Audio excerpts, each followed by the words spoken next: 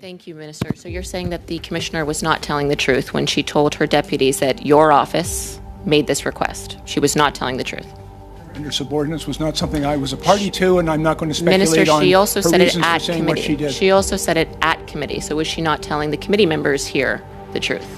Would you be upset if a hypothetical situation happened? If a hypothetical, I'm not asking you to speculate if it happened, I'm asking you if it hypothetically happened, would you be upset about that? Lloyd, I'm not going to speculate on a hypothetical. I think that would just be silly.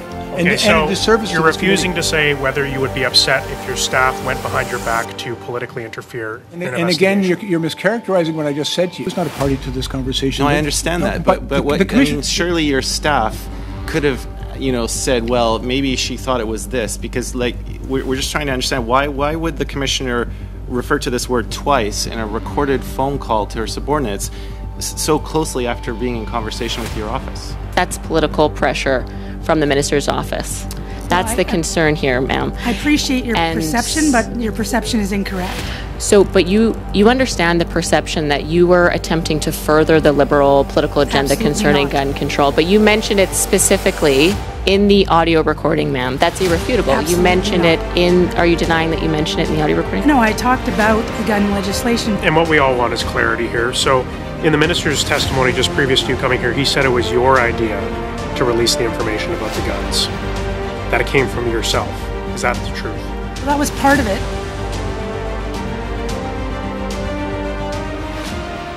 So pursuant to the Standing Order 108-2 and the motion adopted by the committee on Thursday, June 23rd, 2022, the committee is resuming its study of allegations of political interference in the 2020 Nova Scotia mass murder investigation.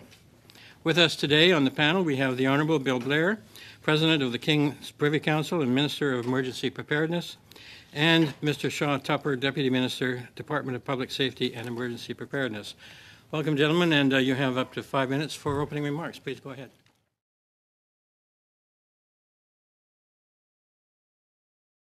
Let me begin by once again acknowledging the profound tragedy at the heart of this discussion. The events of April 18th and 19th in 2020 was the worst mass shooting in Canada's recent history. 22 people lost their lives, and their families and loved ones continue to mourn them. The senseless act of violence continues to reverberate throughout Nova Scotia and across Canada, and we cannot begin to fathom the grief and the loss caused by this event. On the matter before this committee today, I will begin by repeating part of my opening remarks from when I last appeared on this issue in July.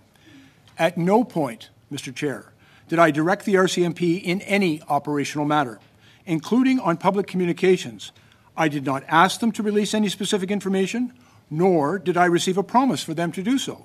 And as you will find in all of my public statements from that time, I confirmed that identifying the weapons used was a decision wholly within the purview of the RCMP. My testimony on this point from July 25th continues to stand. The independence of police operations is a principle that I have not only respected but vigorously defended over my nearly 4 decades in law enforcement and throughout my subsequent career as a federal member of Parliament and minister. I would not, and I have not, ever directed police to release information pertaining to an investigation, nor did I do so in this case. I do understand that a recording of a call between the Commissioner and her subordinates has been identified by the RCMP and subsequently released by the Mass Casualty Commission. Neither I nor my office were participants on this call. My conversations with the RCMP during that period and generally throughout my time as Minister of Public Safety were with the Commissioner directly. I understand that Commissioner Lucki will be appearing in the second hour of today's meeting, and she will be far better placed to speak to specific details of what occurred between her and her subordinates. The order in council that was announced in May of 2020 had been the result of many, many months of work. I was, in fact, leading consultations across Canada alongside my former colleague, Minister Goodall, on the question of assault-style firearms and handguns as early as October of 2018. As a government, we first signaled our commitment to get assault-style weapons off our streets in the 2015 speech from the throne. Work on the OIC began almost immediately after I became the Minister of Public Safety, as it was one of the priorities given to me in my mandate letter from the Prime Minister. To put these regulations together, we needed to invest the time to get it right, and so this work was undertaken throughout the fall of 2019 and the spring of 2020. And through this OIC, Mr. Chair, we banned 1,500 plus of some of the most dangerous weapons that were at that time still legal in Canada. These are weapons that were designed to kill people and to do so efficiently. Weapons that were captured in the OIC were used in the Polytechnique massacre, in the Fredericton shooting of 2 police officers, in Moncton and Meyerthorpe, at Quebec City Mosque. The AR-15 alone has been used in some of the most deadly mass casualty events in the United States within the last decade, perhaps most profoundly and concerningly, including the horrific murders of little kids at Sandy Hook. Mr. Chair, gun violence is a complex problem, and combating it requires complex solutions. The Order in Council was a significant and positive step forward for the safety of Canadians, but that work, as you know, is not done, and just over a week ago, the Prime Minister announced a freeze on the sale, purchase, and transfer of handguns. I also understand that your committee is currently examining legislation from my colleague, Minister Mendicino, on this very issue in Bill C-21. Mr. Chair, we continue with this work as a government because we know that effective gun control regulations can save lives. Our first priority has been and will always be to ensure the safety of all Canadians. I thank the committee for their attention. I look forward to your questions. Thank you, Mr. Chair. Thank you, Minister, for being here. I think you know what I'm going to ask you, Minister, so let's just get right to it, shall we? In the audio recording, the Minister said that she flew up the flagpole because it was a request that from the Minister's office. I shared with the Minister that, in fact, it was going to be in the news release. Now, you've directly refuted this in committee, so how do you explain that? Thank you very much, Ms. Dancho. I explain it with just the truth. The reality is, in all my conversations with the Commissioner, at no time did I direct her, ask her, or even suggest that she release that information. At no time did the Commissioner promise me that she was going to do it. I think you're referring to a conversation that the Commissioner had with her subordinates, of which I was not a party. I can't and won't speculate on what was going on in that conversation. You feel that I can simply advise you that the fact is I never truth. Directed her in that way. She also said further along, she said yet again, that the Minister, on the simplest of requests, so she's saying this word request several times. She also said that she got confirmation, that she confirmed to your office. Now, you're saying that did not occur.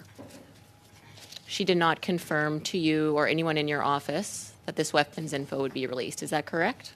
That information was never shared with me. I can say that with absolute certainty because I recall very vividly and I would remind you, Mr. Dancho, on both April 25th and again on May 1st, when asked about the guns that were used in that offense, I made it very clear, very publicly in my response to the media that it was the sole responsibility of the RCMP. She said at committee as well, she said, I asked her specifically, the Minister of Public Safety at the time, Bill Blair, specifically asked you if weapons used during the attack would be mentioned in the press conference of April 28th. She said yes. She then said, I asked her, so you confirmed to Minister Blair when he asked you if weapons information would be released in the press conference that yes, it would be, correct? She said yes to that question. So is Commissioner Lucki not telling the truth, Minister?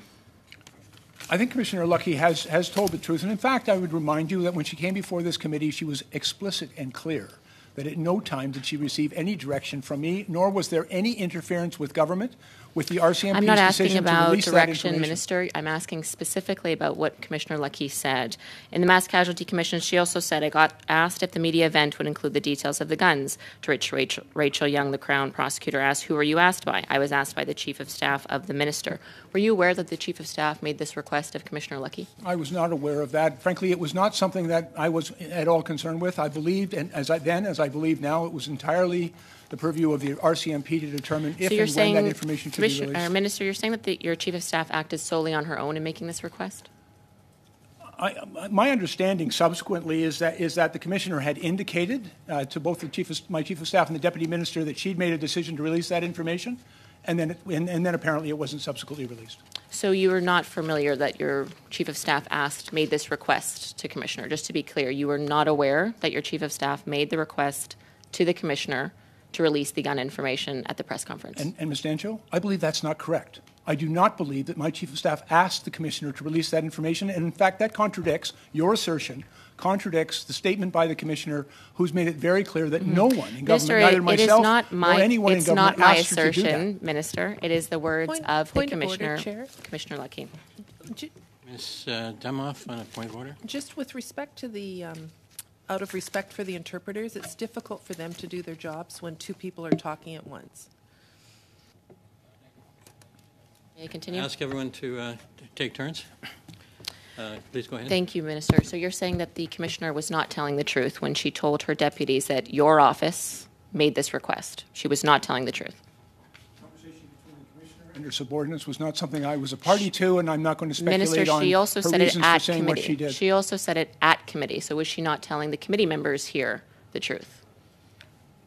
She has testified under oath, Ms. Dancho, that she was not directed or asked by any member of government, including myself, to release that Minister, information. I'm not asking and about that there was no direction. interference. I'm asking very specifically about the request made from your Chief of Staff. She said it here at committee that happened. She said it at the Mass Casualty Commission. Are you saying that never happened, that the Commissioner was not telling the truth? And again, my understanding from the Commissioner was that she had advised both the Deputy Minister and my Chief that she had made a decision to release that information, and then subsequently was concerned that it had not been released. Minister, but you're directly contradicting what the Commissioner said in testimony here and at the Mass Casualty Commission. Are you not concerned that the Commissioner is not telling the truth and that you're here as a result? Ms. Dancho, all I can do is come before this committee and testify honestly about what I know and what happened, and that's what I'm doing. So how do you explain the Commissioner's words to the committee members here and the Mass Casualty? She made it very clear that the request came from your Chief of Staff. And just to be clear before you answer, everyone here is well aware of how the Chief of Staff and ministerial relationship works. I doubt very much that your Chief of Staff went rogue and made this request without your knowledge, let alone without telling you following that request being made. Are you expecting us to believe that, Minister, that your Chief of Staff Two things. Whenever anybody begins a question with everybody knows, it's usually a good reminder that some people just simply don't know how things work. I think but you're let me obfuscating also a bit, clarify Minister. what the Commissioner said and should be clarified by the Commissioner. She's going to be appearing here in the next hour. I'd Yes. certainly invite you to put any questions about what the Commissioner may have said. But I'm here to tell you about what I did and what I've said. And I'm I've done asking that you today. about the Commissioner's words. She's directly refuting you on the record. She did that over the summer at committee. She did that to the Mass Casualty Commission. Are you not concerned that her words directly refute yours? Is that not a concern to you, sir? I don't believe that's true. Frankly, I've heard a great deal she's not telling the truth. Conjecture and Thank you, Ms. innuendo from you, Mr. both in Parliament and outside. And frankly, I don't believe what you are saying is true. And thank you, Minister, for appearing, though I am certain you have better things to do than to be engaged in this political theater. I just wanted to begin where Ms. Dancho left off, because I am actually quite disturbed that we are now mired in what appears to be misinformation by omission. So I just want to be clear that in my view, what Ms. Dancho just portrayed is not what I believe to have been the case. So I just want to give you the opportunity, because I want to get this on the record once and for all. Having recognized you've done this several times, have you been telling your truth? Have you been telling the truth in every appearance that you have had before, in every question that you've had before this committee and before Parliament, when you've been asked a question? The answer is yes, sir. In every answer that I have given to this committee, in my previous appearance and today, and in every answer I've given into the House, I have spoken the truth. And Minister, do you believe that the Commissioner has been telling the truth in the answer that she has given? I think that's a question best put to the Commissioner. I think in fairness to her and out of respect for the position that she holds, I think she should be allowed to speak for herself. And to explain, for example, the conversation she had with her subordinates, all I can say is about the interactions that I had directly with her and what I myself have done. And I've done my very best to convey that honestly and forthrightly to this committee and to Parliament. Minister, a lot of attention is being focused on this view that your office asked if something would or would not be included in a press conference. How often during the course of the operation of your office do you think the question, is this going to be included in something, or is this going to be done, asked, do you think? Things that does happen throughout an event like this mass casualty event. It is, as I've said, one of the worst shooting events. Many Canadians had lost their life. A community and a country had been traumatized by this terrible event.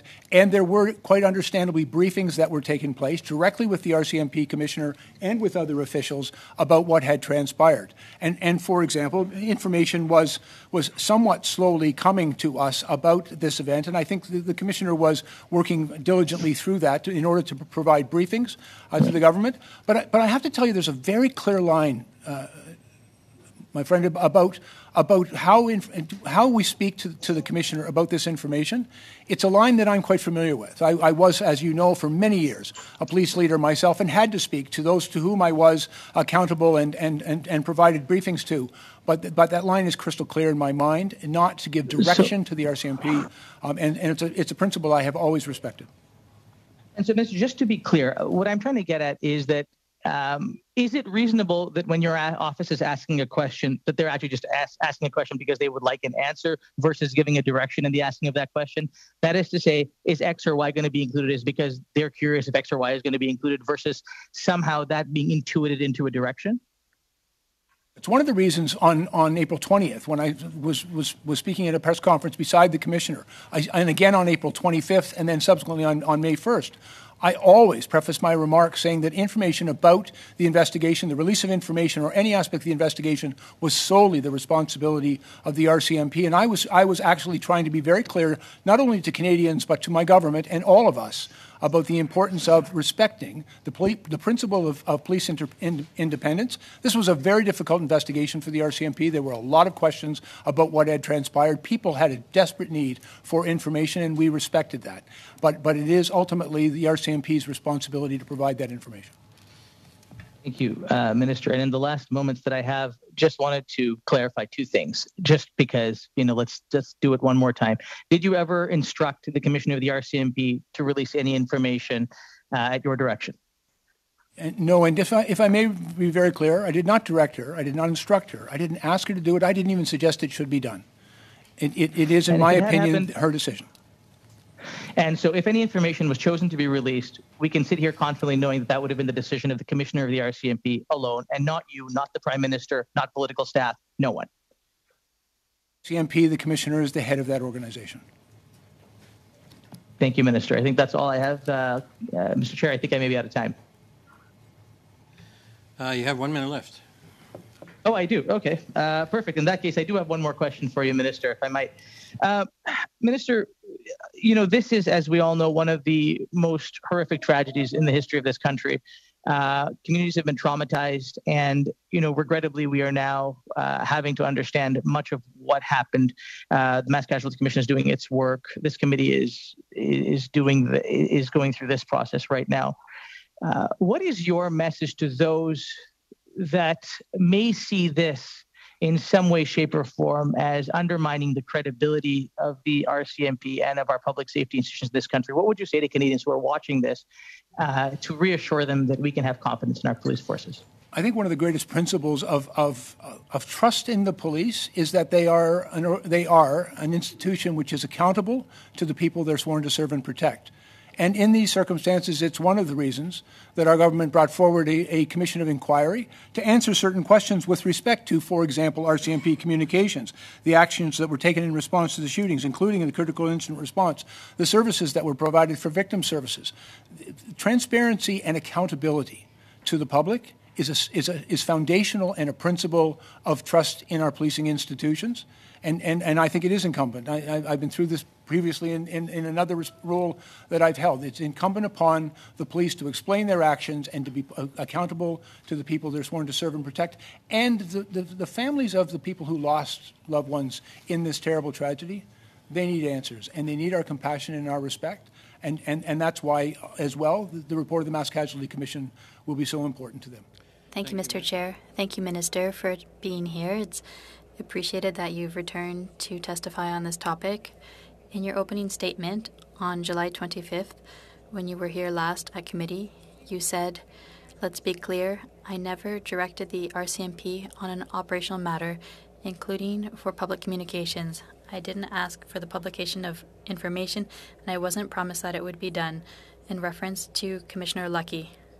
Yet, Ms. Lucki, in April of 2020, from the minister's office, and I shared with the minister that in fact it was going to be in the news release, and it wasn't. Fin de la citation. End of quote. I know you've said a number of times that you never promised anything.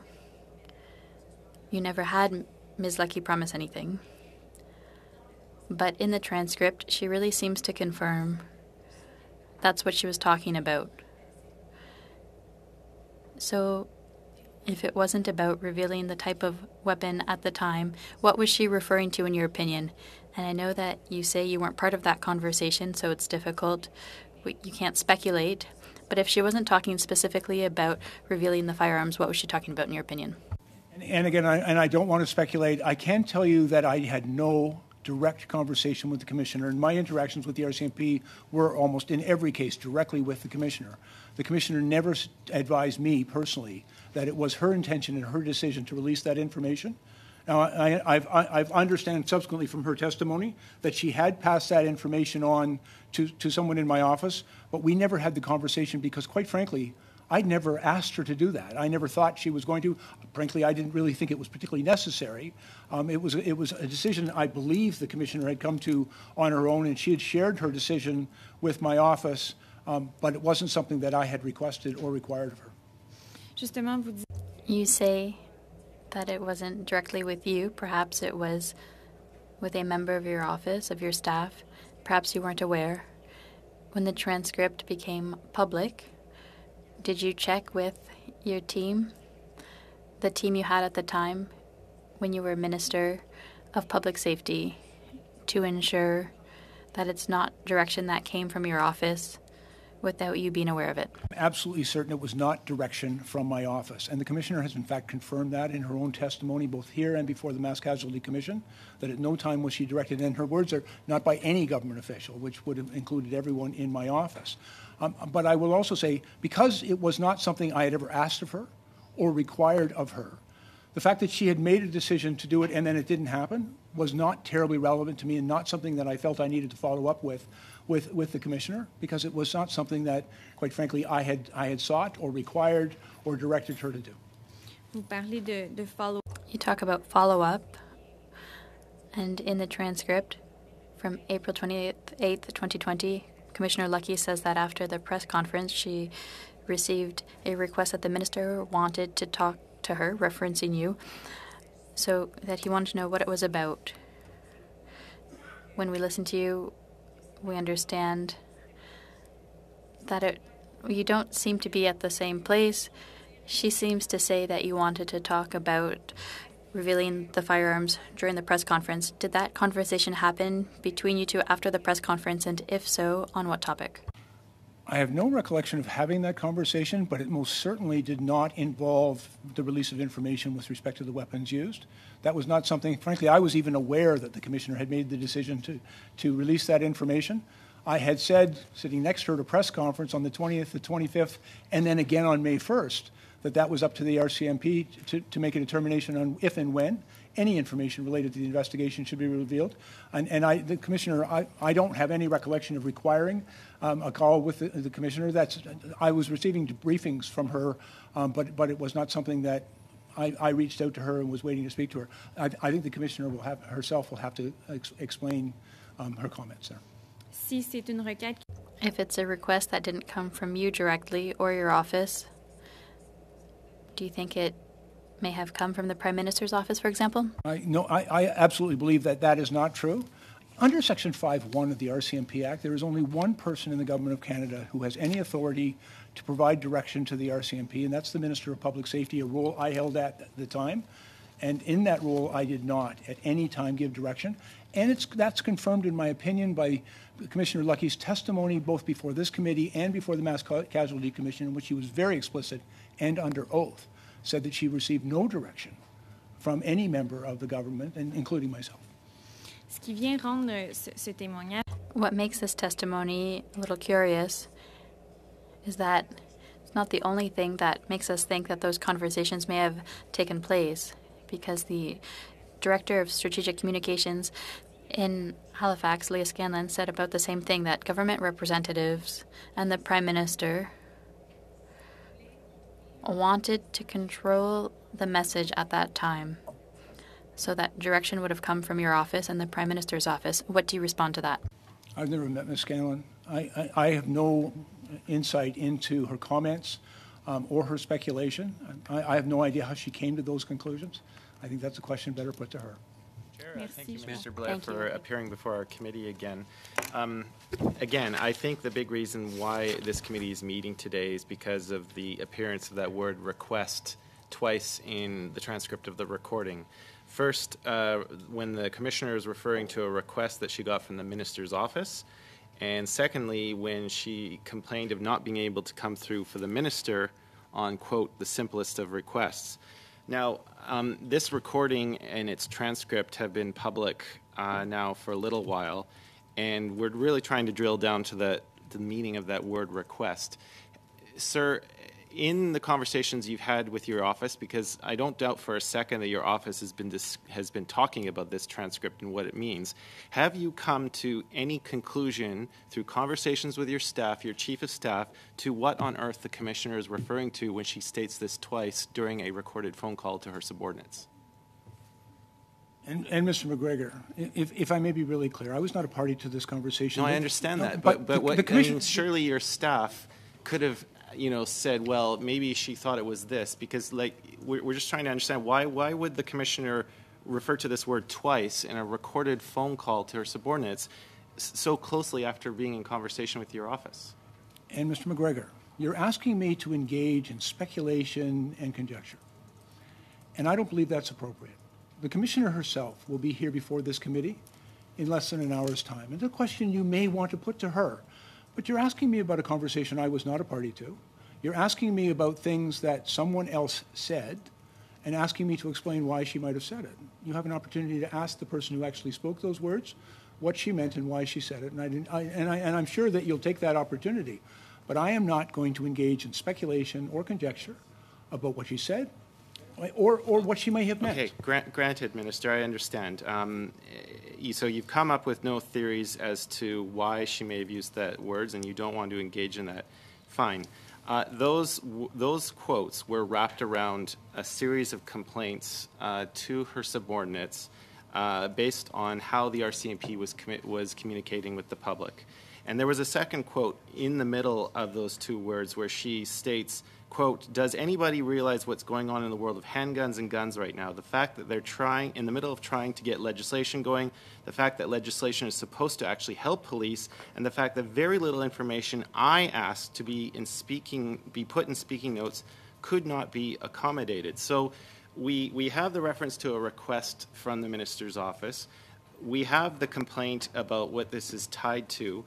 Minister, do you not see how this committee cannot, how could we not infer from these comments that the request from your office, as she's referring to, is not tied to the creating of a public narrative coming up with the OIC that was announced on May 1st of 2020? Yeah, how can we not infer that? Well, quite frankly, you're free to engage in any speculation, conjecture, or innuendo. It's like that's one of the privileges of a member of Parliament to come to their own conclusions.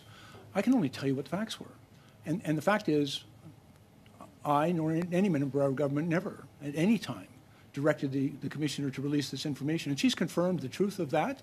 And the reasons why she said those things to her subordinates, a question you may wish to put to the commissioner.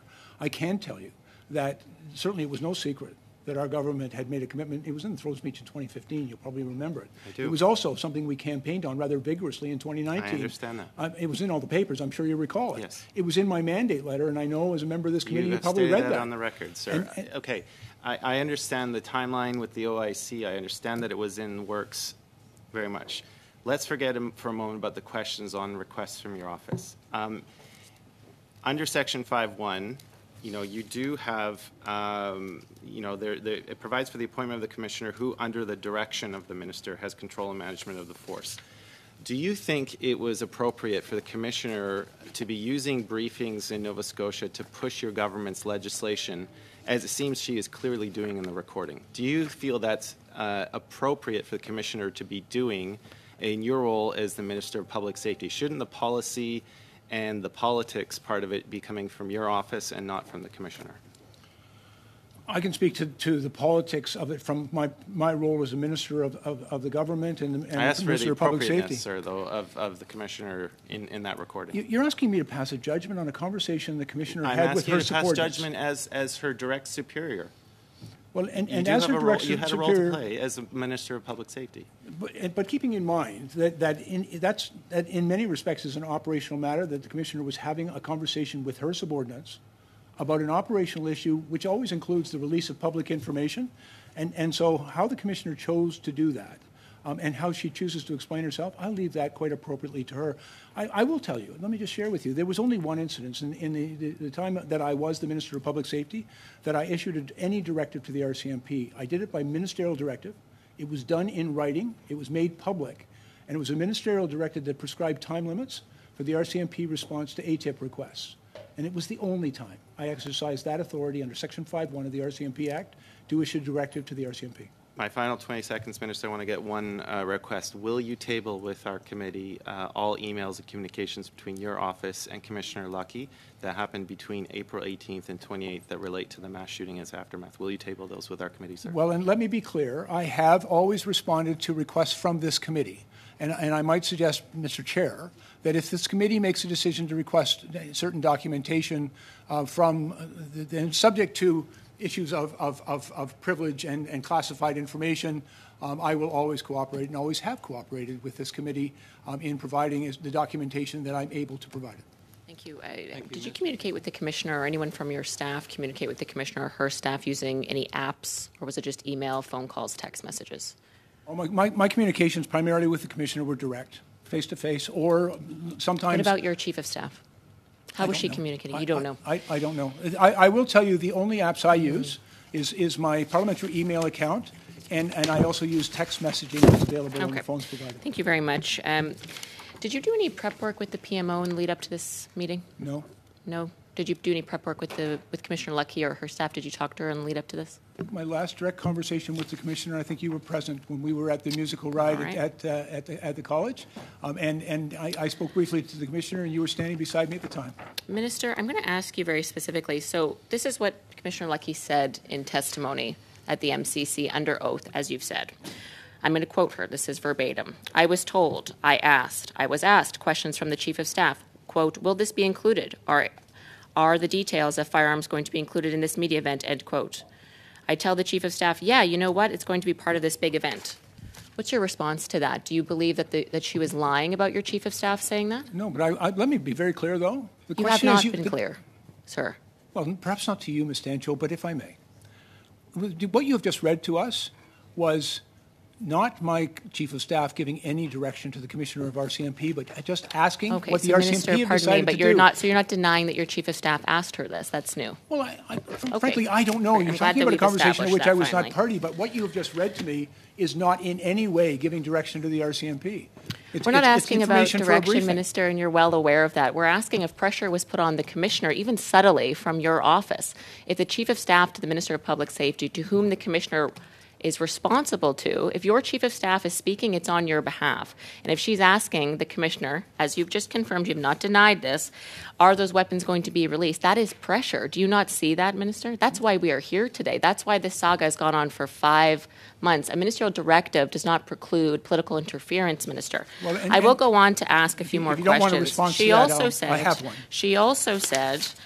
she made it very clear, and my colleague alluded to this, that she had to apologize to you. She said, quote, this is what it says in the audio recording, not being able to come through for the minister on the simplest of requests. Further on, she says, quote, I already have a request sitting in my phone that the minister wants to speak with me, and I know exactly what it's going to be about. So she looks like she's very responsible to you for this information not being released in the press conference, and yet you're denying that this never happened. You denied on the record in committee that you didn't even know she was going after this information, and yet she's telling her staff, quite indignantly, in an audio recording, that she's going to have to apologize for you for failing to deliver that information publicly. And you're denying that ever happened. You're expecting us to believe that, Minister. It's the truth, Ms. Dancho. And Commissioner Lucki is lying then. Ms. Dancho, could you let the Minister answer, please? If he would answer it. Thank you very much, Mr. Chair, and I appreciate the opportunity to respond to that. To be very clear, the Commissioner of the RCMP I never spoke to her about this, and she never apologized to me.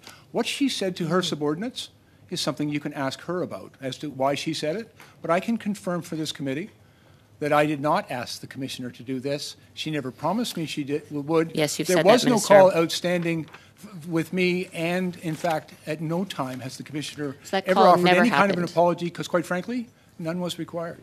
So just to confirm, she was not telling the truth then. She was not telling the truth on that audio recording. You never called her after. You never spoke to her on April 28th. You never spoke to her on that day. I have no recollection at all of ever having a conversation with her on that date or about that issue. Did she ever make any apologies to you at any time during this saga in April 2020? No. She never made a single apology to you, because in the audio recording she said that would have been her fourth apology to you. She did not apologize. She's never apologized to you. So the Commissioner really was telling a long tale in this audio recording. Are you not concerned that the head of our RCMP is saying that many mistruths about you and your Chief of Staff, both on MCC testimony, in this committee, and to her subordinates as she's reprimanded? You have no concern that she was making that all up? I can only come before this committee and tell the facts, which is the truth. She was not directed by me. The Commissioner has not apologized to me. It wasn't necessary for her to apologize for me, because she did not do or fail to do anything I will that just I'd asked her, conclude, Mr. Chair, with my final 10 seconds. Again, Minister, we're not asking you about direction. We're asking you about political interference. Any request from your office would have been pressure, and that would have been political interference into the worst mass killing criminal investigation in Canadian history. And just on the record, you've denied all of the words that she said to be true, and yet you have not fired her. I find that shocking. Thank you, Mr. Chair. Learn to live with the shock, Ms. Dancho, but the reality is that the Commissioner was not directed, and she's been forthright and truthful in her testimony that there was no interference and that she received no direction from me or any member of this government. That's, in fact, the truth. Minister, for being here today. It's always great to be in your company, Minister. Just wanted to put something on record with regards to on July 25th regarding whether inquiries are asking for information as interference. And I believe Commissioner Lucki, I just want to make sure I have my notes, is stated that, in quotation marks, keeping the government informed through timely and accurate information sharing is not interference, it's standard procedure, and these situational updates are provided without compromising the operational integrity of an investigation. Is that those are the Commissioner's words, and that's fair the to Commissioner's say? Absolutely correct. And in fact, we receive very regular briefings on matters of law enforcement, of national security, of national security intelligence. We are frequently briefed and provided with information on their responsibilities. And that would be standard practice of whichever government is in power. Yes, and in fact, I've been involved in similar briefings sitting on the other side of the table with previous governments. Absolutely, and that would be also at the provincial level or any other level of jurisdiction. That's correct, sir. Okay, thank you, Minister. Just moving on for that, because I think it's very important to put that on the record, because we want to be able to separate fact from fiction. Minister, given your long and extensive professional background, can you speak more and further about police operational independence and why it's so important? Yeah, as I've said many times in the House, Mr. Sorbara, I think it's a principle that underpins the rule of law. You know, we in our Canadian criminal justice system, we have always respected the independence of the police, and that they can never be subject to political interference. I'll just give an example I cited today in the House. 2 years ago, a member from the Conservative caucus rose in the House and demanded why the government hadn't released information on search warrants and production orders and even a closed warrant.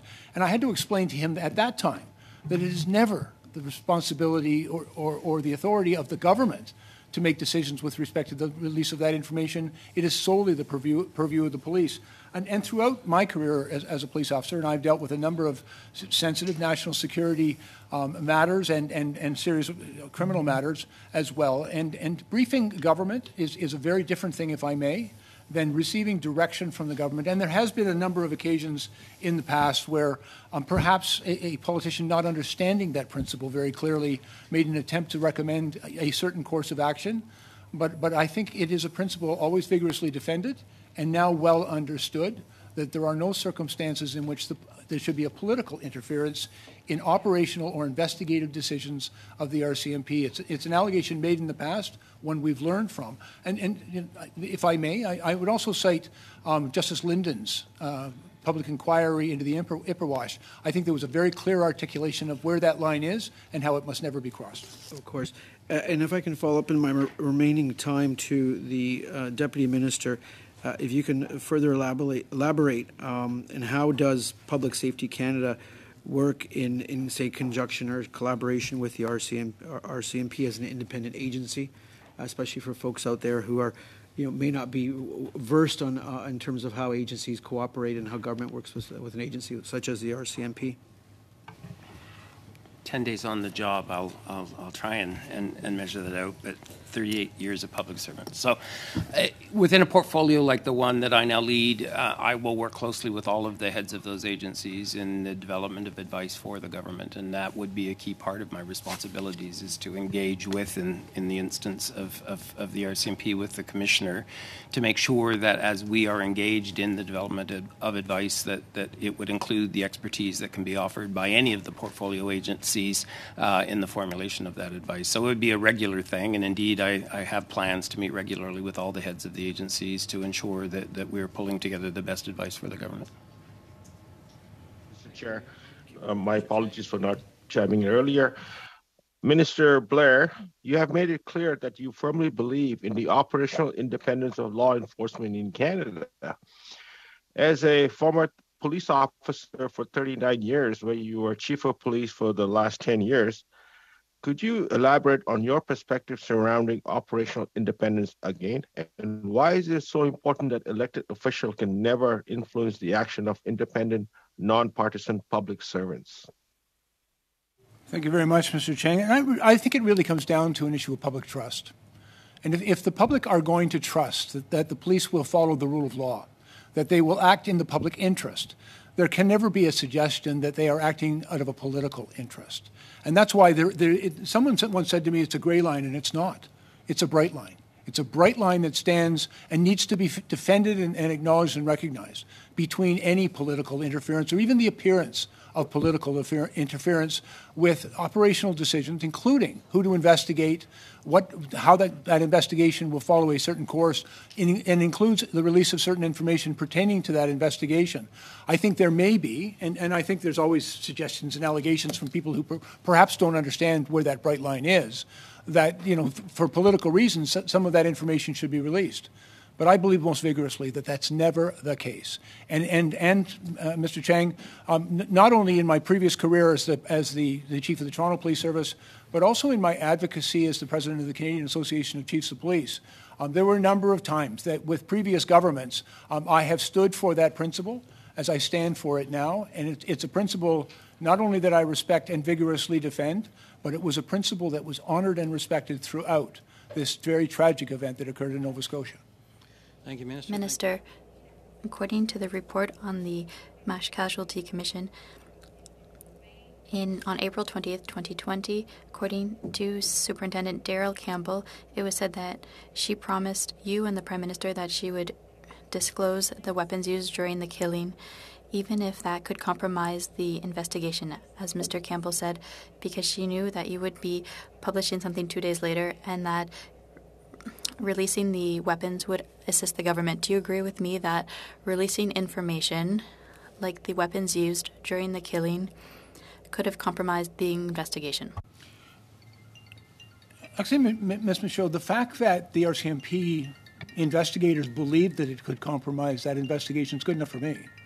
But as well, just to be very clear, I didn't ask the Commissioner to release that information. I've always said it is solely the responsibility of the RCMP, who's responsible for those operational investigative decisions, to decide when and if that information was released. I said that publicly, by the way, on April 20th. I repeated it publicly again at a press conference on the 25th, and I said it once again on May 1st at a press conference that it's only the RCMP that can make that decision. And frankly, if the RCMP said the release of that information would have the possibility of compromising that investigation, that's not something, quite frankly, I would question. It's not something that I would disagree with. It's their decision, and I respect that. C'est quand même curieux. It's curious that 2 days later, 2 days after Commissioner Lucki applied pressure, or allegedly did, on Superintendent Campbell so that he would reveal the weapons used, you announced the May 1st declaration that would prohibit certain types of assault weapons and the weapons that were used during the mass murder in Port-au-Prince. It's curious that that happened right after.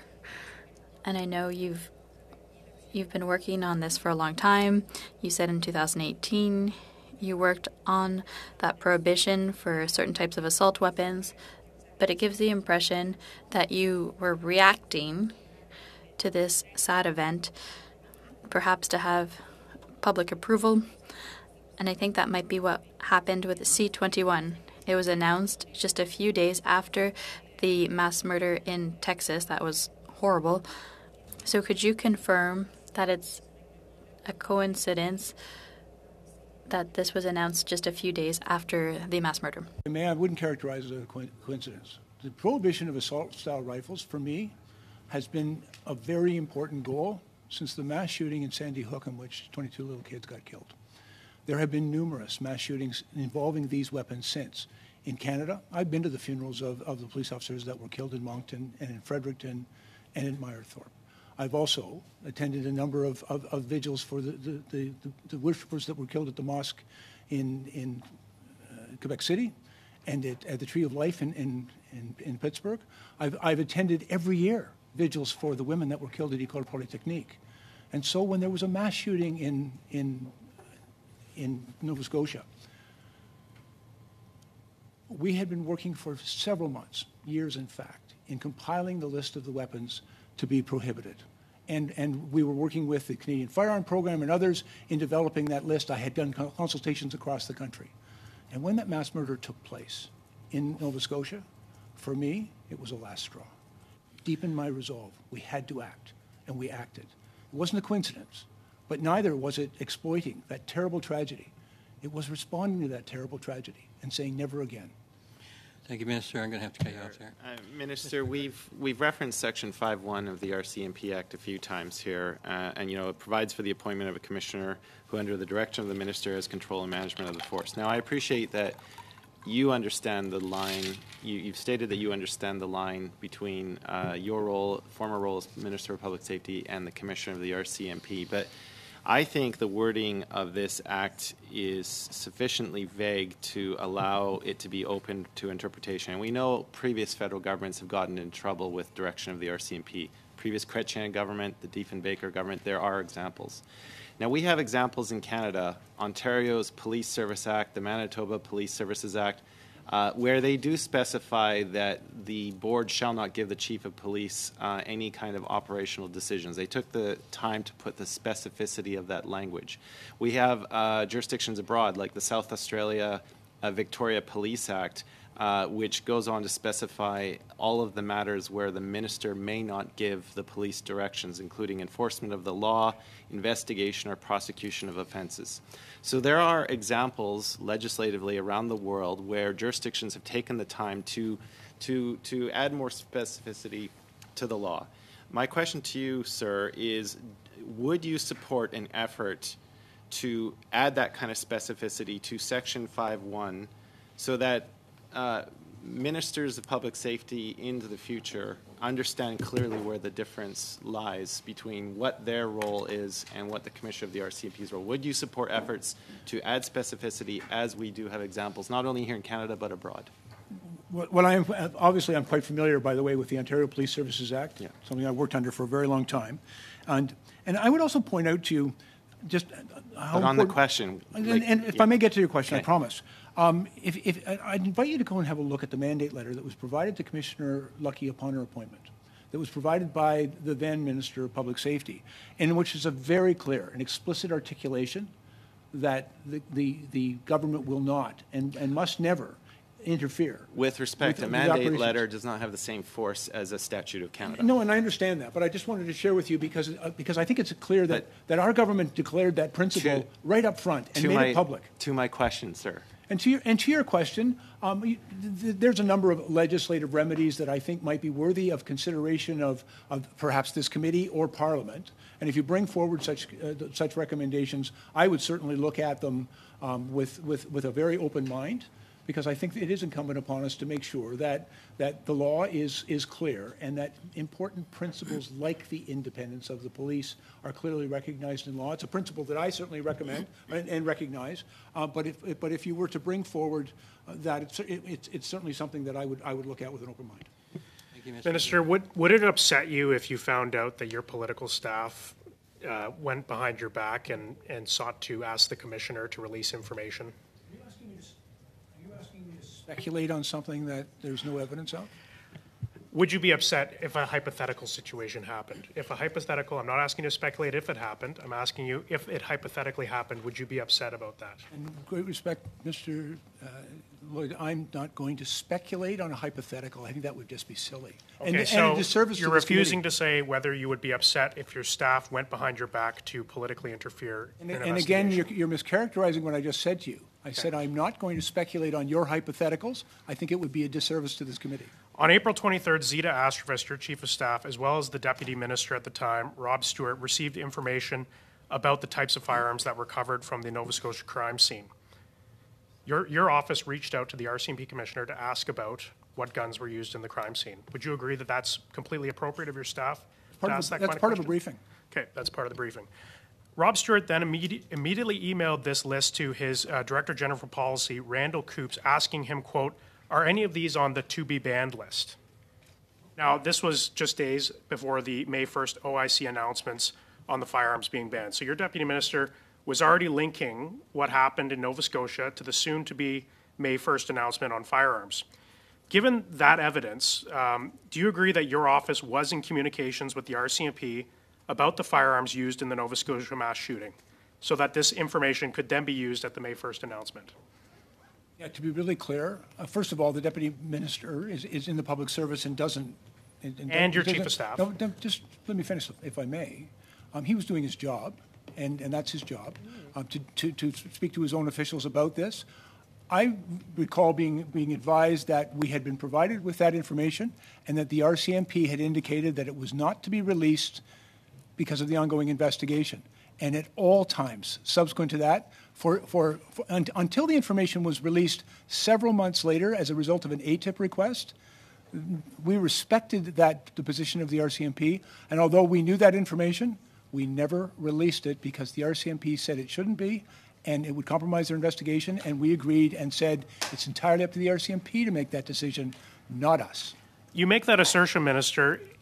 If that assertion is true, that the RCMP said this would compromise an investigation, why then would the RCMP Commissioner, why then would it have been her idea to release this information? A question you may wish to put to the RCMP Commissioner. Did it not strike you as odd that you knew that your staff had received an email saying this information is not to be released publicly, and then the RCMP Commissioner goes to your staff and says, we're planning on releasing this information publicly? That's a decision solely the purview of the RCMP. The Commissioner, who is the head of that organization, if she makes a decision with respect to her organization, that's her job and not something that we would ever interfere with. Thank you. And didn't. Thank Minister Blair, in recent weeks we have heard renewed allegations from opposition parties of political interference between yourself and Commissioner Lucki. These renewed allegations are related to a partial meeting recording that was released between Commissioner Lucki and other RCMP official. Minister, were you a participant of that meeting that was recorded? No, Mr. Chiang, I was not. This was a conversation between the Commissioner and her subordinates, and neither I nor anybody who works for me was present. Thank you, Minister, for answering that question again and again. But if the recorded meeting was not between yourself and Commissioner Lucki, any allegation of political interference must rely on speculation rather than any actual evidence of or first-hand witness testimony. Would that be correct? I think it's fair to say that there has been a great deal of speculation, conjecture, innuendo, and even fabrication related to that. And that's why I've worked so hard in the House and before this committee to simply provide the truth. Thank you so much, Minister. As both of us were former police officers, and given your professional background as a police chief, can you speak a bit more about the independence and why it is so important for independence of police operation? And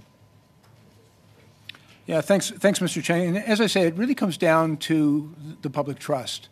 Frankly, if without the consent and the trust of the people that the police are sworn to serve and protect, the police cannot do their job and they can't keep our communities safe.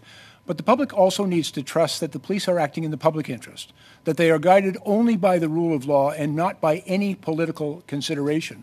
And that's why that's such a bright line between, and the police are also accountable. You know, we give the police extraordinary authorities, and we give them those authorities with the belief that they will be held accountable. And it's one of the reasons we set up governance bodies such as Police Services Board, with which you and I are quite familiar, and we have sometimes ministers, a Solicitor General in Ontario, for example, who has some ministerial oversight. But the line between our boards and ministerial oversight is a very different one than being able to provide any kind of political direction. The public needs to be assured that the police will be operating in their best interest and following only the rule of law, and that's why it's so important. And that's why, quite frankly, I am so concerned by the innuendo and speculation that's being applied by some in this case, because I think it has the effect of undermining public trust. And it's one of the reasons I've tried so vigorously to assure the public that in this case there was no interference. And I also acknowledge, and I'm grateful for the Commissioner's strong assertions that there was no government interference in this matter or any investigative matter pertaining to the mass shooting in Nova Scotia. Thank you, Mr. Chiang.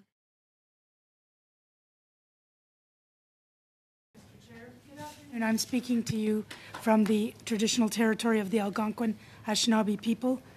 This isn't the first time I've testified on the perception of political interference. The released audio recording of the April 28, 2020 meeting makes it abundantly clear. I did not, nor did I attempt to interfere in the criminal investigation into the 2020 mass casualty event in Nova Scotia on behalf of the Minister, Blair, or the Prime Minister. There was no political interference. I was neither asked, directed, nor pressured by government officials to release information specific to the firearms used by the perpetrator in these horrific attacks. I had the information on the firearms, and I had the authority to release it publicly. I did not. I respected the views of my employees that releasing it at the time could impact the investigation. In all my interactions with government officials, I'm aware of my responsibilities as Commissioner and the importance of ensuring foundational principles of police independence. This is so important for the RCMP, for all police services. I would encourage this committee to consider the difference between law enforcement sharing information versus the perception of political interference. As I outlined for this committee in July and at the Mass Casualty Commission, there were requests for information on all aspects of the attacks, including information related to the firearms.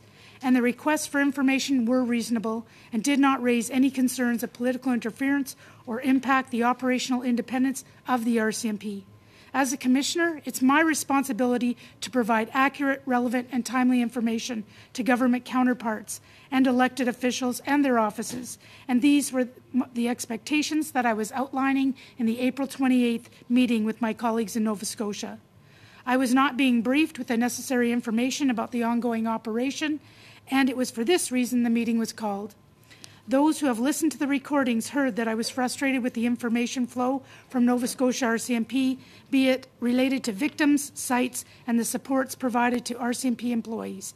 This is in line with my previous testimony before the committee and the MCC. In the lead-up to the April 28th press conference, I provided government officials with an overview of information that was being made public. The sharing of the information and briefings with the Minister of Public Safety are necessary, particularly during significant operations or incidents. It is common practice and does not impact the integrity of ongoing investigations or interfere with the independence of the RCMP. It was at this time I was asked if the information about weapons would be included. Following a briefing from my team at National Headquarters confirming the information was to be publicly released, I in turn advised government officials of the same. There was a miscommunication. This is clear on the recording. Sharon Tessier notes that she likely told me that Darren Campbell was going to speak to the weapons in the upcoming press conference and then acknowledged she had in fact misinformed me. During the call, you hear me reference pending gun legislation to help provide context on why it was important to be clear on what we would share. I was not suggesting that the weapons information was needed to inform or support the pending legislation.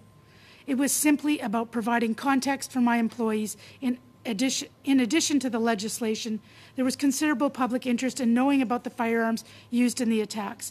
This is something seen following other mass shootings, both here and in Canada and in other countries around the world. The desire to keep the public informed was part of the reason why I wanted the information released. We were getting questions at press conferences, and I wanted to be sure that I was providing clear and accurate information about what we could and would say at different points in the days and weeks following the event. As I have already stated, once I was informed by my team that the releasing information would jeopardize the ongoing investigation, the matter was closed, and I passed this along to the Minister's office. I know how important today's discussions are, but I want to reiterate and be very clear for the record. I did not interfere in the investigation. I did not receive direction. I was not influenced by elected or government officials as it relates to the direction of the investigation or the release of the information to the public. I love the RCMP, and I am so honored to be the commissioner. And I'm so incredibly proud of the great work my employees do from coast to coast to coast each and every day, and I'm so thankful for them. I would never impact the operational independence of my organization. Maintaining integrity is absolutely paramount. Following today's testimony, it's my hope that we can quickly move past this conversation in order to help the people of Nova Scotia to continue to heal and keep the focus on those impacted.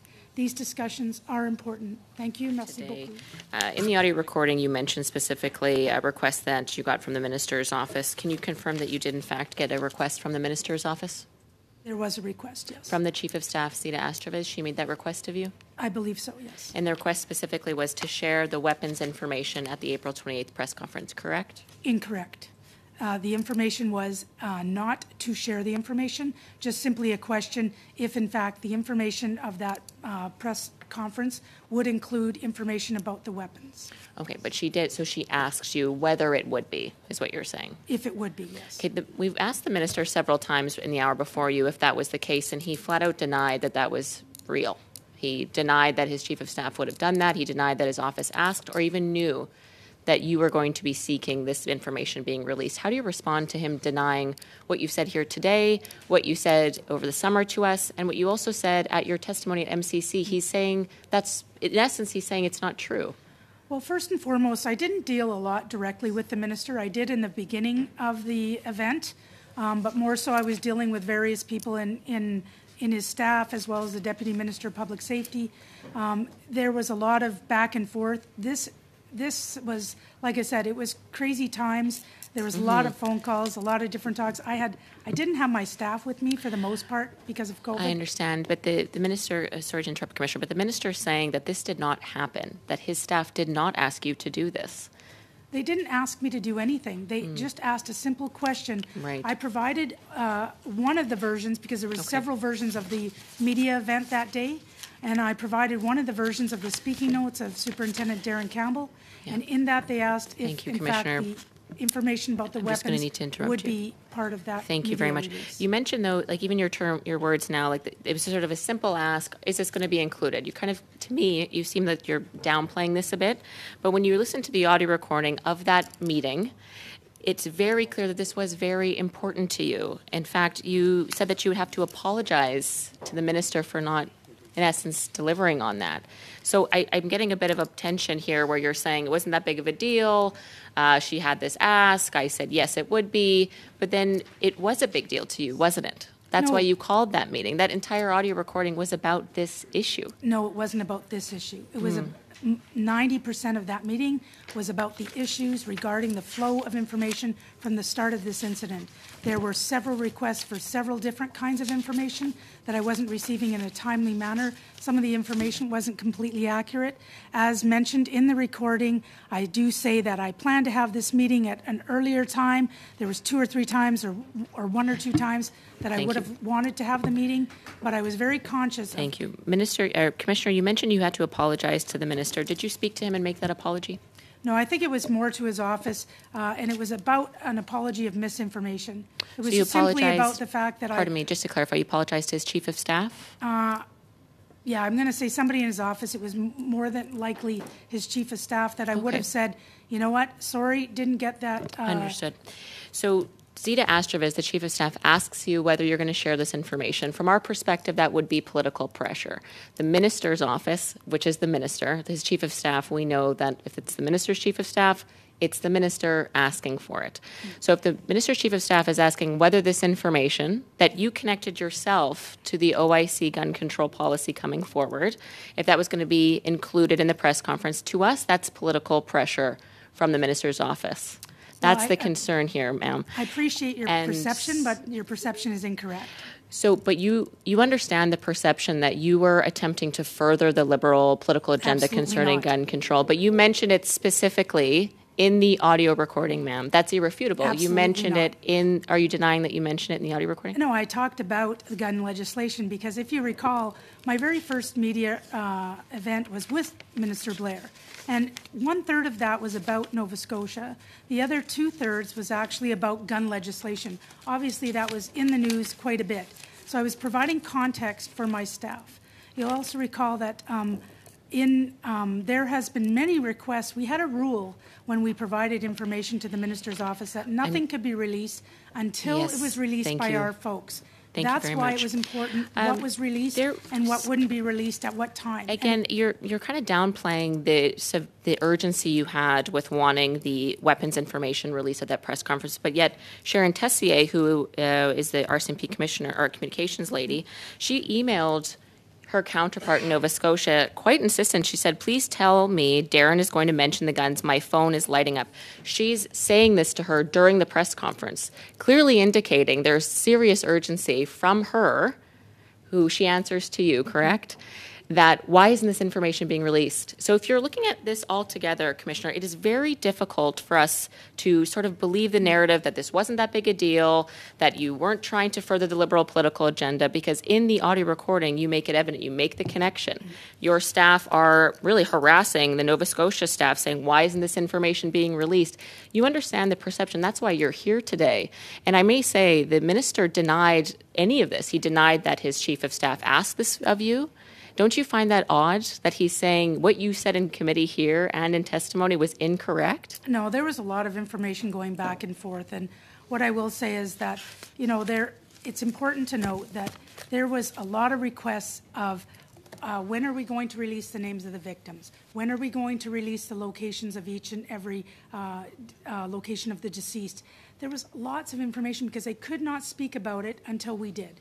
So it wasn't unusual to ask if, in fact, information was going to be included. And the firearms was only one of several requests. So we're making it all about the firearms, but really it wasn't all about the firearms. And my meeting was just one example of many others. There was a chronology I was looking for. There was a map I was looking for. There was some timelines that I was looking for. These were all expectations that I had that had not been met. And the firearms was but one of those.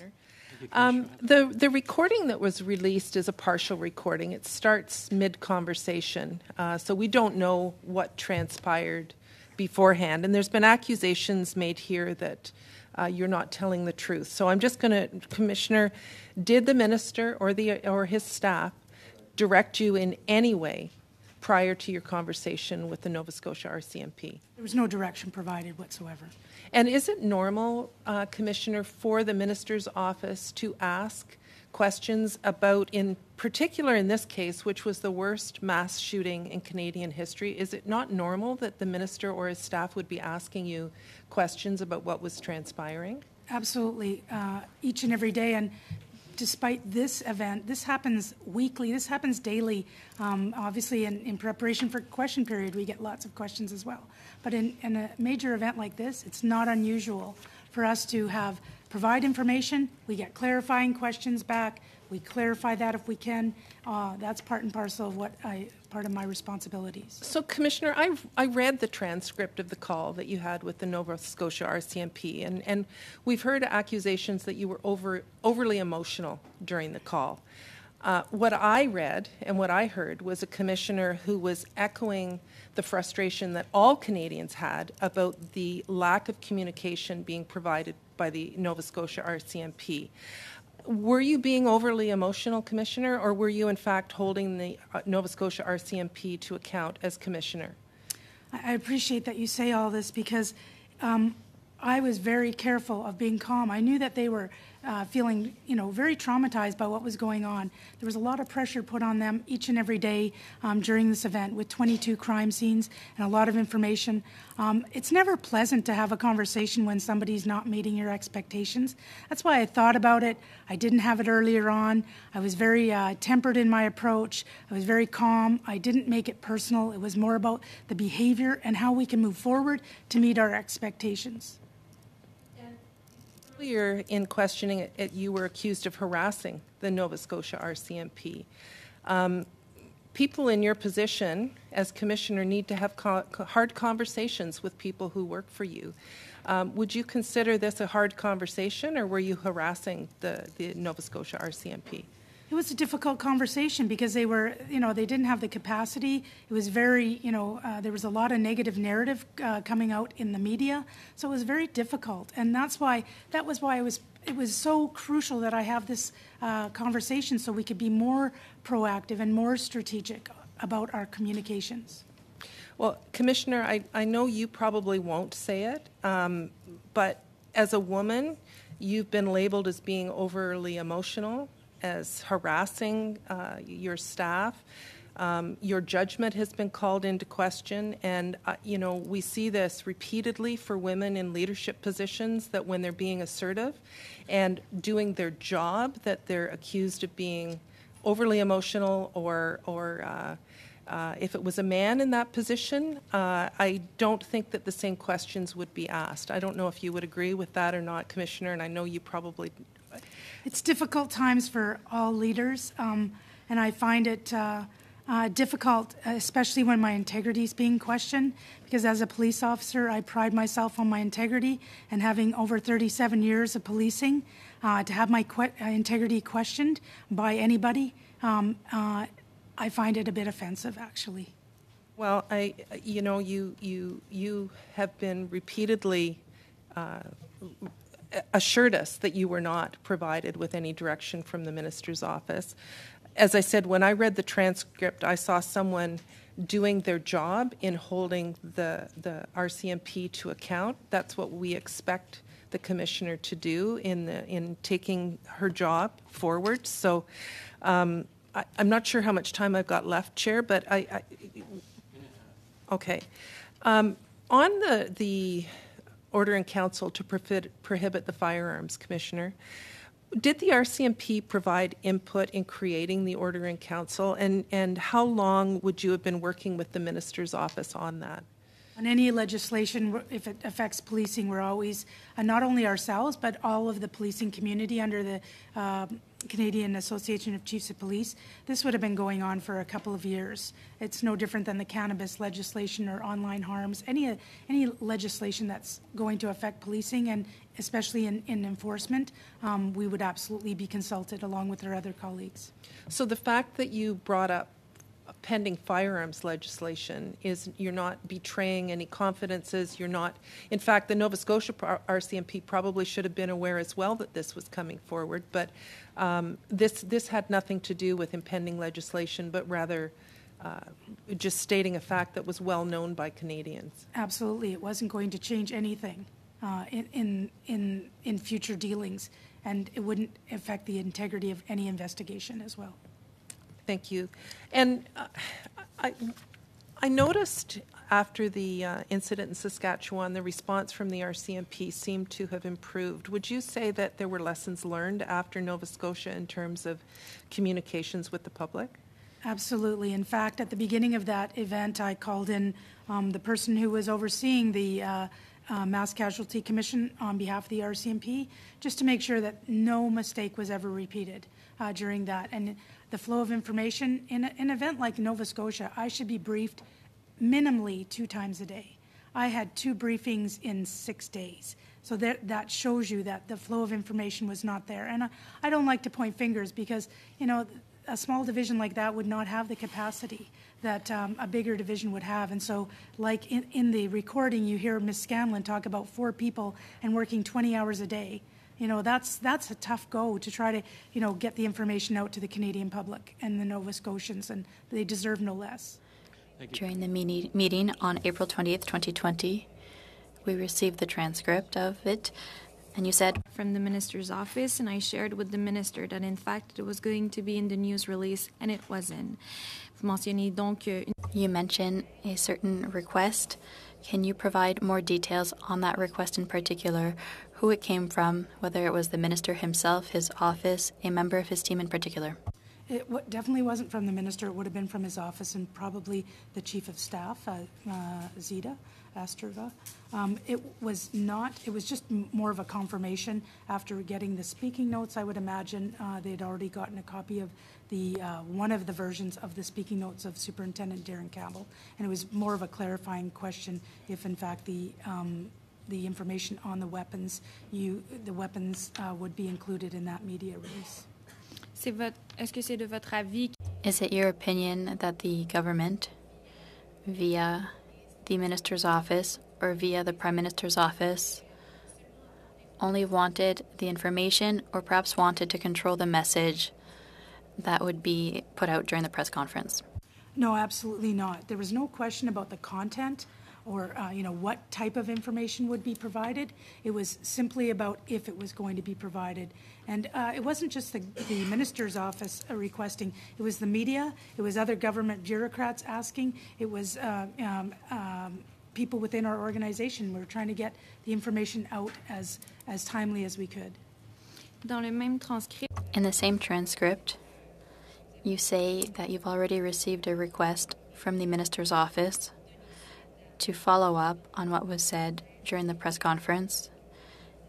You say you'll have to apologize, that you'll need to have a conversation with him after the press conference. And earlier when I asked the question to the minister, he said he didn't recall a conversation he had with you following the press conference. Is that your memory as well? Was there a conversation between you, between your offices? And if so, what was the topic of that discussion? There was no specific conversation with the minister on this. I believe it was more of a back and forth on email, and it was basically saying that, in fact, when I refer to an apology, it's basically you asked if the information was going to be included. I advised you that it was. Sorry, that was not the case. I was misinformed. I was given the wrong information, and it was not, in fact, included.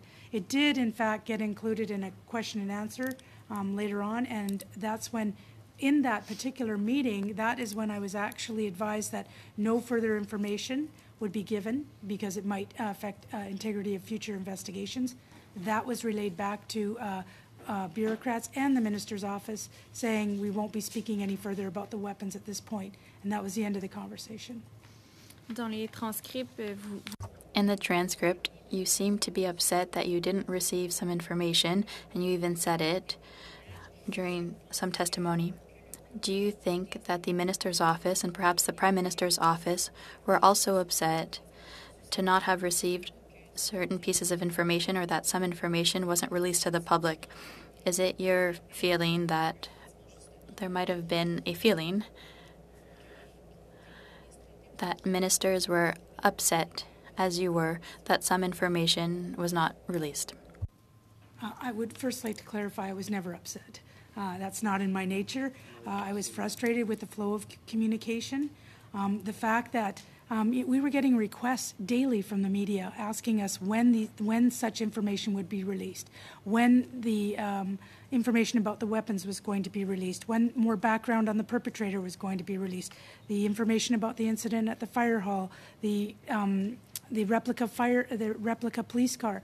There was an insatiable appetite of information from the media, from Canadians, from Nova Scotians, who had a right to know what was going on, and it was so important.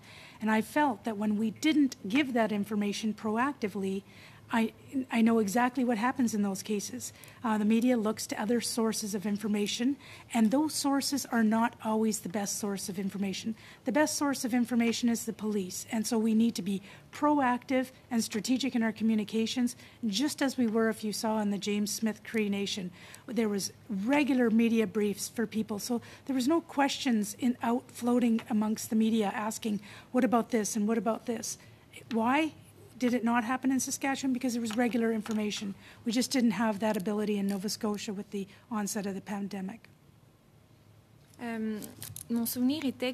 My recollection is that when the minister came in July, he said there wasn't necessarily a link between having announced made the May 1st announcement a few days after the killings in Portapique, that it was a coincidence, that it was at about the same time, that since 2018 he'd been working on that prohibition of certain firearms. And now today, if I've understood correctly, he's confirmed that it was desired that the firearms that were used during the mass murder, that they would be included in the prohibition that he announced. Do you think it's a positive thing to proceed in that fashion, or do you think that the government should be more proactive and not wait that a specific firearm be used in a murder to prohibit it? I believe, in any case, that they should be more proactive. I don't know what you think. Well, I believe that any time that we can keep Canadians safe from getting guns off the street, whatever guns those or weapons that those are, that's a positive for Canadians, keeping Canadians safe, especially weapons that are designed to kill. The legislation that happened on May 5th, I didn't even know that that was coming out. I had no idea. I didn't connect that to the conversation here. Mine was more of a general conversation to my staff to say, you know what, part of the, if you haven't heard on the news, every second media event besides the events in Nova Scotia are about the pending gun legislation. So let's keep this in context, and let's have the big picture when we're talking about the media event. So I think, going back to your original question, it's always important to get guns that kill people off the streets. So just for clarity here, the word request, when it's referenced twice in the transcript, you're stating clearly that that wasn't a request from the minister's office to include stuff. It was a request if things would be included. Yes. Okay. There's a further quote in the transcript. In the transcript that's got Leah Scanlon and then followed by Dan Bryan, and Dan Bryan, the RCMP Media Relations Director. They both made reference to the Deputy Commissioner Brennan. And Dan Bryan in particular stated, and I quote, "We got the message from Leah's team member that the Deputy Commissioner wanted the handguns included in terms of number and type, and then we changed the answer knowing we were just literally minutes away from having the text loaded up for posting." I guess just for some clarity, like you were in on the call because you did interrupt a little bit further down. When the Deputy Commissioner is referenced to having wanted the number and the type included, I guess who ultimately during the course of this investigation makes that call about the appropriateness of information being released? Well, first there's a command triangle. The command triangle would go through any request if you were looking at, in our case, we want to be more proactive in getting the information out. If, in fact, it would compromise the integrity of an investigation, the command triangle would say, we can provide the number of weapons, we can provide the general type, we can't get into makes, models, where they were found, but we can generally talk about this. Okay, that's great, and that's exactly what happened. Nobody was asking for specific information. We were asking for the number of weapons, because 22 people had been killed by weapons. And so, of course, there was, everybody wanted to know generally what type of weapons were being used. And that would go through the command triangle. I wouldn't make that information. We also had a rule for anybody doing media that only the information released first by the RCMP would be talked about publicly. So that's, in fact, why sometimes that would be why a request, are you going to be talking about the victims? Are you going to be talking about, are you releasing names? Because they couldn't talk about the names until we released the names, even if they were out in the media. They couldn't talk about the weapons unless we talked about the weapons. So there was always a back and forth when we were talking about media. And I know the deputy and myself were really trying to get the Nova Scotia comms team in a good position to be more proactive and more strategic. Thank you. And then further on, you made reference to this in your opening statement, when your quote is saying, does anybody realize what's going on in the world of handguns and guns right now, the fact that they're in the middle of trying to get legislation going. I think I was writing notes as you were speaking, and you said that it was important for the team to kind of understand the context. Can you clarify what you meant there? Like, why did you feel it was important in the midst of this conversation that they understand that, the government of the day had an OIC coming up fairly soon? It wasn't really specifically about an OIC. It was about legislation in general? Yeah, legislation in general was looming. It was talked about every day in the media. It was talked about in a media event that I did with the minister. And so obviously it was important. It was coming out. It was more about providing context as to how this information would be linked possibly, or could be linked into legislation, like the fact that it provides people context. Sometimes we talk about things on why we do things, why they're important.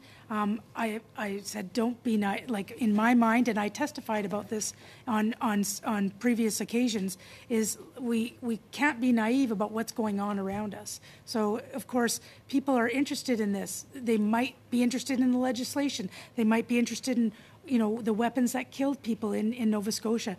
Everybody wanted information on that, and I always had to refer and say, sorry, I can't release that at this time. Like, there was lots of times, but I don't understand myself, and the deputy and I were pushing why we couldn't go with the numbers of weapons and the general types. Thank you. We've already covered a little bit, too, about the statute that governs the organization, specifically Section 5.1, what provides for your appointment under the direction of the minister to have control and management of the force. In the previous round, I mentioned that there are, a couple of provincial police acts that have a lot more specificity in the division of powers, and also abroad, specifying how the minister may not give directions, like when it comes to enforcement of the law, ongoing investigations. I think our act is quite vague compared to those other examples. Would you agree with that? And given the vagueness of Section 5.1, how do you understand where that line is when other jurisdictions have taken the time to clearly put that dividing line down? The line is not. The line is so obvious. There is no, it's not, the line's not thin on this. The line's very thick, and it's, asking for information is not providing direction. Requesting information, me providing information about the biggest mass casualty in Canadian history is not interference. It's part of my responsibility as commissioner to make sure there's no surprise environment for both the minister, the prime minister. The prime minister and the minister should get information before the media does. I get requests from across the country from members of parliament. They get questions from their constituents. I get letters all the time asking for information. We reply to those and give the information when we can. That's part and parcel of the relationship between government officials. Our detachment commanders do it with the mayors. Our commanding officers do it with the premiers. This happens weekly, daily in some cases. So there is no line for me, but obviously the fact that I've had to testify on this 3 or 4 times means that we need some clarity here, because I don't wish this on any other commissioner going forward to have to respond to this again. Thank you. And what we all want is clarity here. So in the minister's testimony just previous to you coming here, he said it was your idea to release the information about the guns, that it came from yourself. Is that the truth? Well, that was part of it.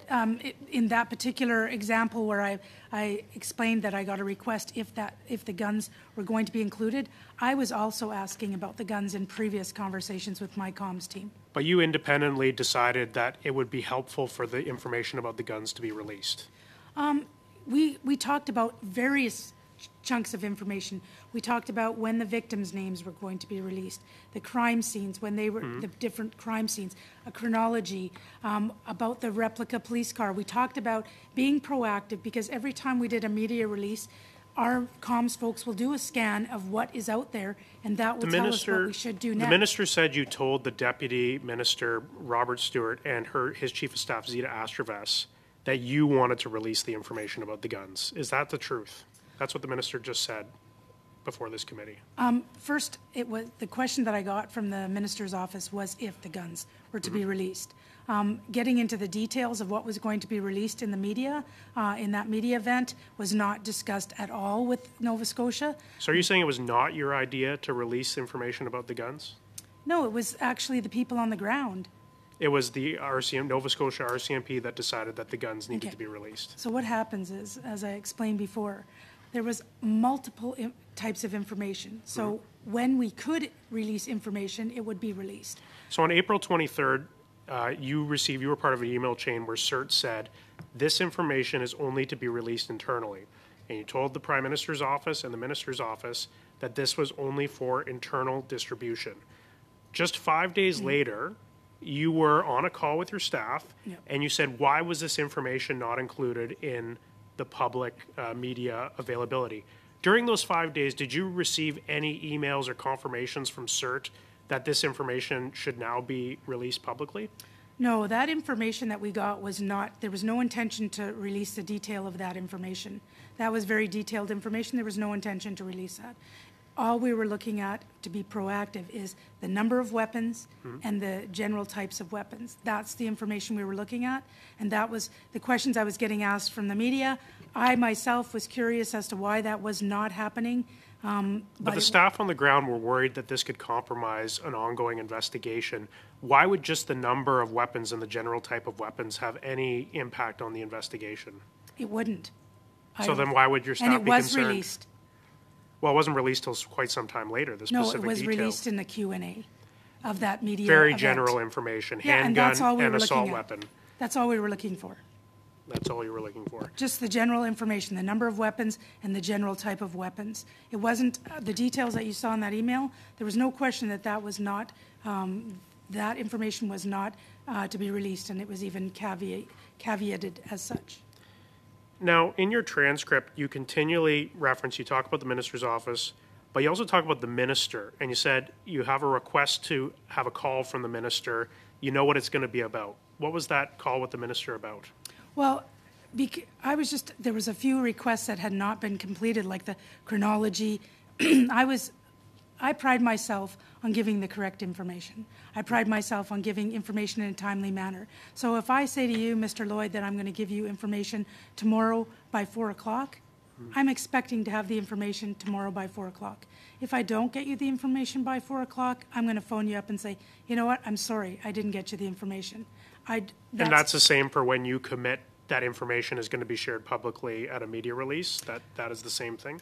No, it was... Yeah, when the minister asked if that information, the minister's office asked if that information was going to be part of the media event, I have no idea. I'm not controlling the media event. I talked to my comms people go to the comms people on the ground. They told me, yes, in fact, the general details about the weapons would be included. I tell them it will be included. They're probably, in my mind, what I'm thinking is they're preparing for when they're in front of the media, that they will be, in fact, be able to talk about that once it's released, because until it's released by us, they could not talk about it. And, sorry, thank you, Mr. Chair. So you were frustrated because you had to do this multiple times with the minister in his office. There was multiple times that there was information that was incorrectly given because, as you said, you pride yourself on giving people the correct information, and that was the reason why you had to call the minister and that you were upset about having to talk to the minister again, saying that you had dropped the ball again. I wasn't upset. Not with your staff necessarily, upset with yourself, you were saying. No, and I was frustrated with the information that I wasn't getting as well. That was what the meeting was about. Yes, in fact, there was times when the minister didn't get the information, but there was more times that I didn't get the information. And the flow of information was not the usual speed and pace and flow. We usually get a rhythm going. There was no rhythm in the flow of information. And that's why I called the meeting. You know, it's disappointing that so much has been made by some in this committee to try to undermine your credibility. I think there's such an obsession with trying to find a smoking gun where one doesn't exist that your reputation seems to have been what people have chosen to put in the crossfire. And I do want to apologize for that. But I do also want to take this time to try to clarify a few things so that there can be no misapprehension about what actually happened. In your testimony, you noted that you were asked if certain information would be included. When questions of you are asked if something is to be included, do you see that as a direction? Do you take that as a direct direction, or do you see that as a question for information?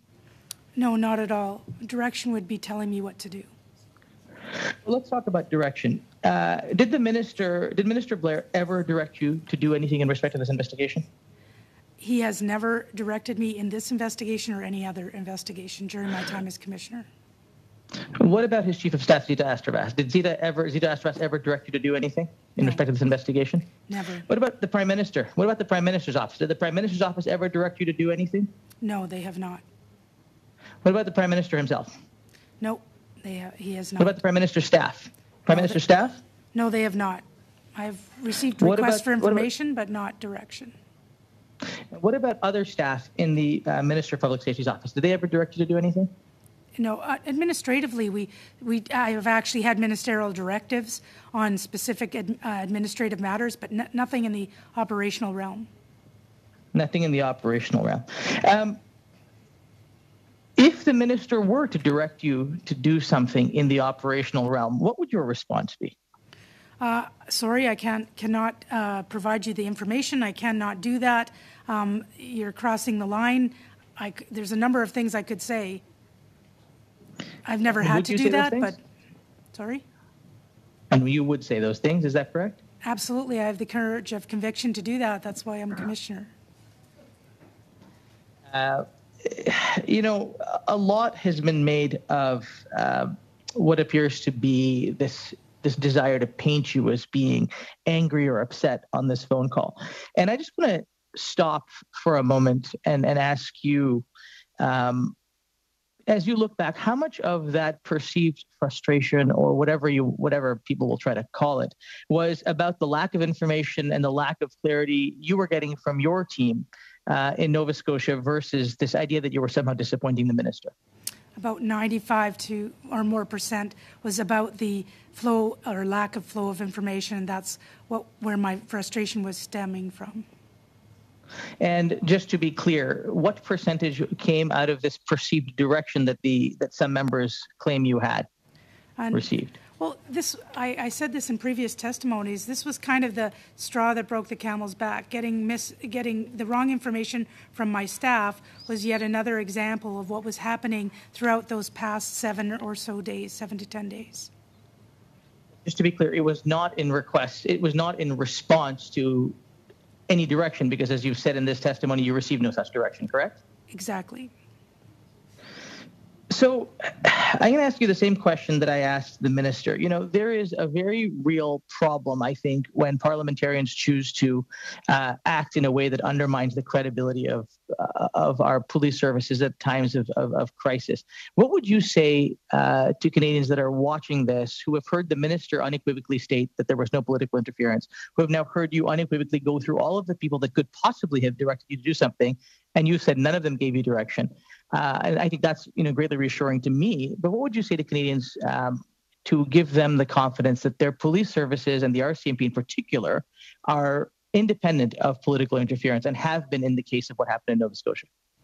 Well, I would like to say to Canadians that they should have every confidence in not only the RCMP, but the other 193 police agencies across Canada. Because each and every day, the police officers of the RCMP are out in the communities 24/7 trying to keep Canadians safe. They're doing everything they can to ensure the safety of Canadians making thorough investigations, bringing people to justice, and this is part and parcel of what we do, and we do it very well. And we're a police agency of excellence, and we do so many things so well. And I would like Canadians to have confidence not only in the RCMP but in their police in Canada. Thank you. I was reading the transcription that was made public, and the regional team seemed to think that it was a bad idea to divulge the type of arm because it could compromise the inquiry. This is what I could understand. But while you were answering a question earlier, you said that this was the idea of the people on the ground, that they wanted to divulge the type of arm that was used. Could you please clarify their intention?